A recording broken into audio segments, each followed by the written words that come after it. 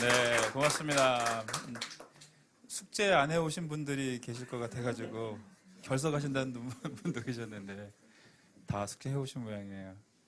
오늘 강의할 제목은요, 한번 따라해 주시기 바랍니다. 문화에는 변방이 없다.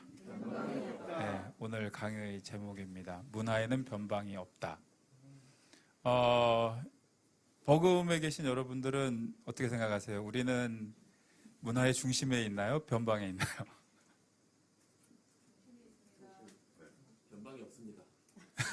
변방이 없습니다. 그러니까 우리는 문화의 중심에 있는 줄 믿습니다. 사람들은 그 어떤 문화가 주류 문화, 뭐 문화의 중심, 뭐 대도시, 세련된 것 이런 것들이 문화의 중심일 거라고 생각하고 또 그런 게 주류 문화, 더 많은 사람들이 참여하는 그런 문화라고 생각하지만 실제로 문화라는 것 자체가 변방이 있질 않아요. 왜냐하면 문화라는 게 뭡니까? 문화, 뭐 사전 찾아보면 어려운 말들 막 있는데 아주 단순하게 생각하면 문화는 그냥 많은 사람들의 습관인 거예요. 여러분, 개인이 반복된 행동을 계속하면 뭐라고 그래요? 그거 습관이라고 하잖아요. 많은 사람들이 반복된 행동을 계속하면 그걸 문화라고 하는 거죠. 그 문화라는 게 별게 아니라 그냥 여러 사람이 반복된 행동을 함께 하면 그게 문화가 되는 거거든요. 복음이 새로운 문화를 만들어가는 그런 공동체인 줄로 믿습니다. 네, 그런 문화를 만들어가는 거예요. 근데 오늘 제가 드리고 싶은 말씀은 이렇게 문화를 만들어가는데 세상이 만드는 문화하고 우리 그리스도인들이 특히 이제 우리 그리스도인 중에서 믿는 또 우리 예술인들이 만들어가는 문화가 차이가 있다는 거죠. 차이가 있어야 하고 한마디로 이걸 딱 정의를 하자면 그 세상이 만드는 문화는 대부분 이거 세 가지에 속해 있는 것 같아요. 또 따라해 보시겠어요? 마음을 훔쳐라. 욕망을 자극하라. 꿈을 팔아라. 이게 어느 한 대학의 리더십 수업에서 나왔던 얘기거든요. 뭐 논란도 좀 있었고 들어보신 분들도 계실 거예요. 뭐래요? 마음을 훔치래요. 또 욕망을 자극하고 뭘 팔으라고요? 꿈을 팔으라고요. 사실은 요즘 교회에서도 이렇게 비슷하게 하시는 분들도 계시는 것 같아요. 마음도 훔치고 욕망도 자극하고 꿈도 파는 거죠. 그래서 이걸 잘 어떻게 포장하면 이것이 굉장히 예수님의 가르침과 우리 또 기독 예술인들 또 크리스찬들이 추구해야 될 어떤 것인 것처럼 보여지기도 해요.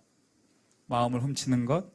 사실은 마음을 훔친다 그래서 그렇지 굉장히 좋은 말이잖아요. 마음을 뭐 아무한테 누구나 마음을 훔칠 수 있는 건 아니거든요. 굉장히 매력적이어야 마음도 훔쳐지고 그리고 이 마음을 이렇게 빼앗기게 될 때 누군가 내 마음을 훔쳐가면 사실 그때 사람들이 느끼는 큰 행복감이 있답니다. 그렇지 않나요? 전 누가 내 마음을 좀 훔쳐가 줬으면 좋겠어요. 여러분 어떠세요? 네. 내 마음을, 그러니까 누군가 내 마음을 이렇게 확 훔쳐갔을 때, 그 자기 마음이 훔쳐졌을 때, 그게 기분 나쁘지가 않은 거예요. 굉장히 행복하다고. 그러니까 우리가 뭐 처음에 연애할 때 그 여성이, 그 남성이 내 마음을 훔쳐간 거잖아요. 도둑질 같다고요. 내 의지와 상관없이 그렇게 도둑 맞았어. 근데 그때 기분 나빠요? 행복하다고요. 그래서 이게 마음을 훔친다는 게 그렇게 나쁜 게 아니에요. 욕망을 자극하는 건 어때요? 욕망을 자극하는 거. 사실 우리가 욕망이 없나요? 없는 사람 어디 있어요? 다 있어요. 뭐 본능적인 것부터 아주 정신적인 어떤 것까지 끊임없는 욕망이 우리 안에 있죠. 그리고 그것을 추구하는 것 자체가 그렇게도 죄악시될 이유도 없을 거예요.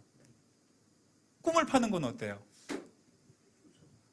꿈 가져야죠, 그렇죠? 뭐 꿈꾸는 요새부터 해서 꿈을 가져야 되고 비전을 가져야 되고.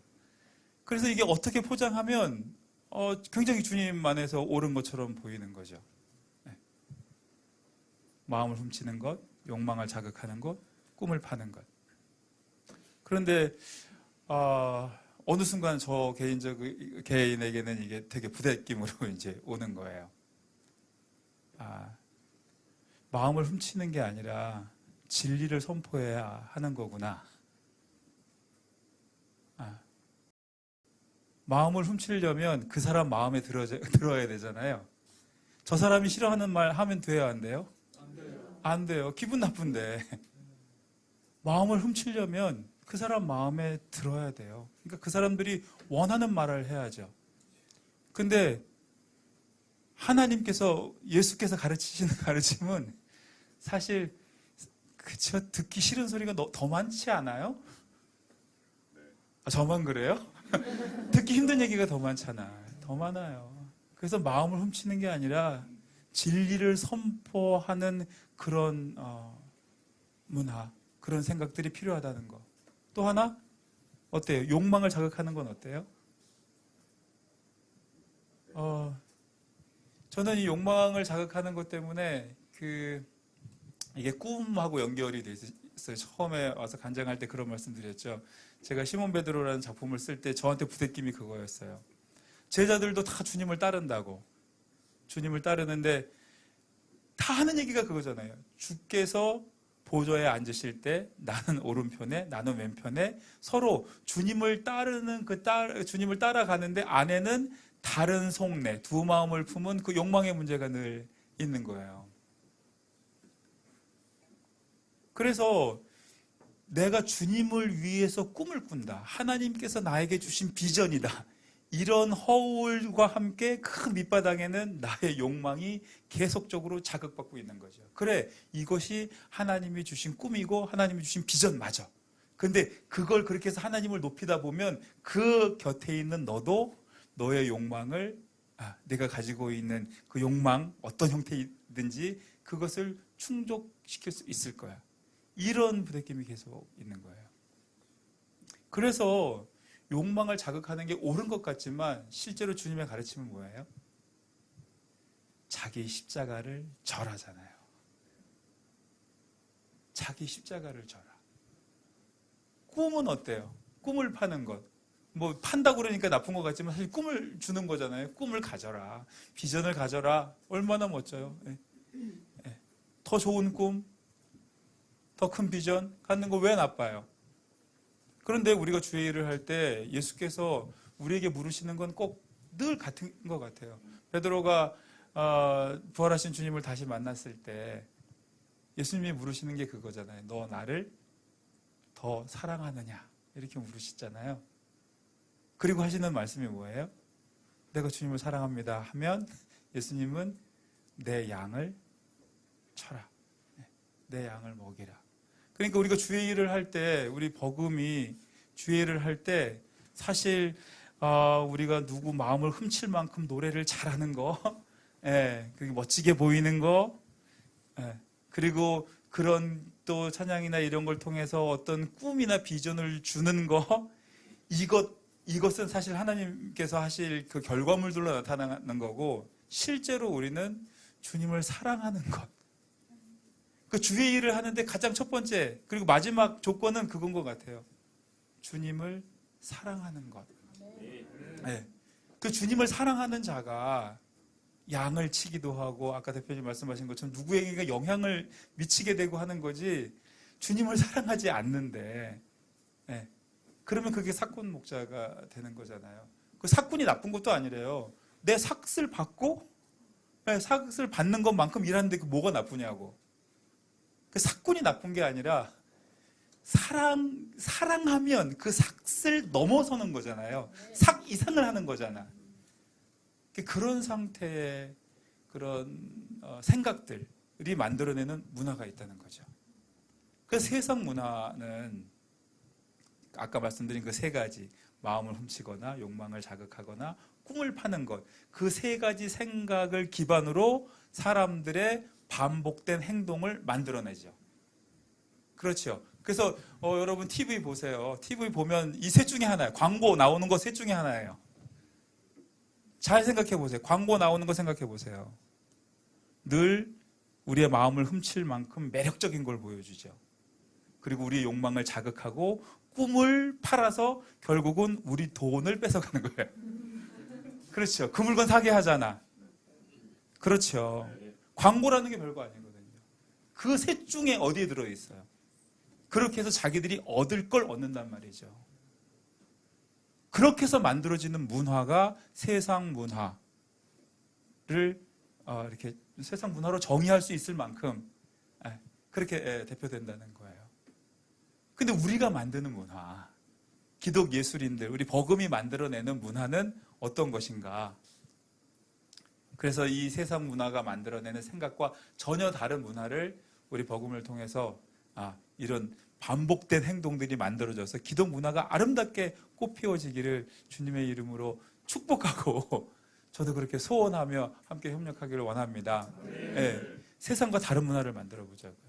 아까도 지금 인터넷 뭐 이렇게 채팅하시고 뭐 유튜브 채팅하시는 거 이거 새로운 문화예요, 그렇죠? 예전에 없었는데 그리고 이미 다른 이런 기독교 채널이 아닌 다른 채널에서는 다 이런 부분들이 있는데 우리가 만들어내는 새로운 문화 이것들이 지금 버금을 통해서 일어나는 것 같아요. 사실 저도 그렇고 다른 선교회들이 많이 있지만 이런 형태의 그런 어떤 문화 반복된 행동들이 나타나는 건 저는 처음인 것 같거든요. 제가 볼 때는. 그래서 지금 대표님을 통해서 그리고 우리 버금의 모든 단원들을 통해서 만들어지는 이 기독 문화가 정말 하나님 안에서 아름답게 성장해서 더 많은 사람들이 이 반복적인 행동을 함께 할 수 있도록. 그러면 뭐가 된다고요? 문화가 된다고요. 기독 문화는 그냥 아주 단순하게 그렇게 만들어가는 거죠. 반복된 행동을 하게 만드는 거예요. 근데 거기에 숨겨져 있는 그 바탕이 되는 메시지가 세상 문화를 만들어내는 그 메시지를 그대로 갖고 있을 수 없다는 거죠.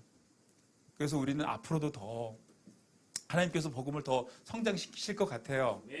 성장시키실 거야. 그런데 그때 우리가 늘 조심해야 되는 것.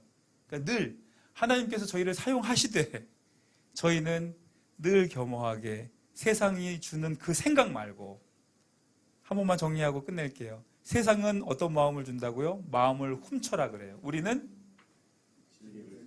진리를 선포하는 거예요. 조금 다를 수 있어도 세상은 우리의 욕망을 자극하지요. 우리는 뭐라고 대답해야 돼요? 자기 십자가를 져야 한다고 말해야 합니다. 세상은 꿈을 팔으라고 얘기합니다. 우리는 뭐라고 대답할까요? 주님을 더 사랑합시다.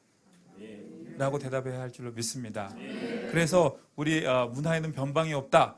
지금 아직 뭐 채팅에 뭐 100명, 150명 조금 들어온다 그러지만 저희는 이미 문화의 중심에 있는 줄로 믿습니다. 여기가 변방이 아니에요. 여기가 문화의 중심이고 기독 문화의 중심이 되는 겁니다.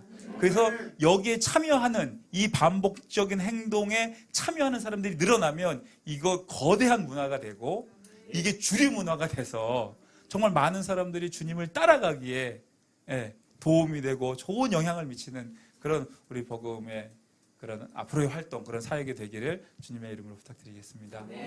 오늘은 여기까지입니다.